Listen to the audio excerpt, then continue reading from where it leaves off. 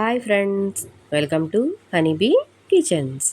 ఈరోజు మనం బొబ్బరి పప్పుతో గారెలు ఎలా తయారు చేయాలో చూద్దాం. ఈ పప్పుతో గారెలు చేస్తే చాలా క్రిస్పీగా అండ్ చాలా టేస్ట్గా కరకరలాడుతూ ఉంటాయండి. చాలా తక్కువ టైంలోనే ఈ గారెలు అనేవి అయిపోతాయి. మరి దీనికోసం మనం ముందుగా ఒక గిన్నె తీసుకొని అందులో బొబ్బరి పప్పు వేసి వాటర్ వేసి నానబెట్టుకోవాలి. నేనైతే హాఫ్ కేజీ పప్పు తీసుకున్నానండి. ఈ పప్పు నానడానికి ఎక్కువ సమయం పట్టదు. ఒక 1 అవర్ 2 అవర్స్ సరిపోతుంది. నేనైతే ఒక 1 అవర్ తర్వాత దీన్ని ఇలా కడిగి శుభ్రం చేసుకోవాలి. ఇలా కడిగిన తర్వాత పప్పుని ఇలా గాలించుకుంటే ఇందులో ఇసుక రాళ్ళు ఏమన్నా ఉంటే ఇలా అడుక్కు వచ్చేస్తాయి.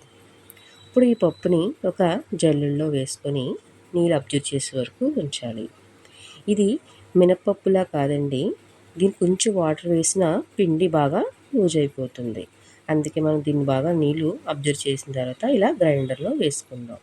ఇలా గ్రైండర్లో వేసుకొని ఇందులో మనం అల్లం వెల్లుల్లి కచ్చాపచ్చా దంచి వేసుకోవాలి.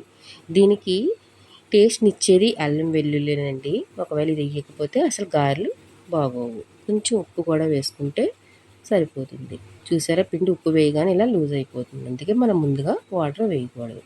ఇలా ఈ పిండి బరకగానే ఉండాలండి. మరి మెత్తగా అయితే బాగోదు. ఇప్పుడు ఇలా గ్రైండ్ చేసుకున్న పిండిని ఒక గిన్నెలోకి తీసుకొని అందులో పచ్చిమిర్చి, ఆనియన్స్, జీరా కూడా వేసుకొని బాగా కలుపుకోవాలి. ఇప్పుడు స్టవ్ మీద కళాయి పెట్టుకొని డీప్ ఫ్రైడ్గా సరిపడా ఆయిల్ వేసుకోవాలి. ఇలా ఆయిల్ వేడెక్కిన తర్వాత ఒక పేపర్ ఆర్ తమలపాకు, అరిటాకు ఏది ఉంటే అది దాని మీద ఇలా ముద్ద తీసుకొని ఇలా గారెలా పలచగా ఒత్తుకొని వేడి వేడి నూనెలో వేసుకోవాలండి.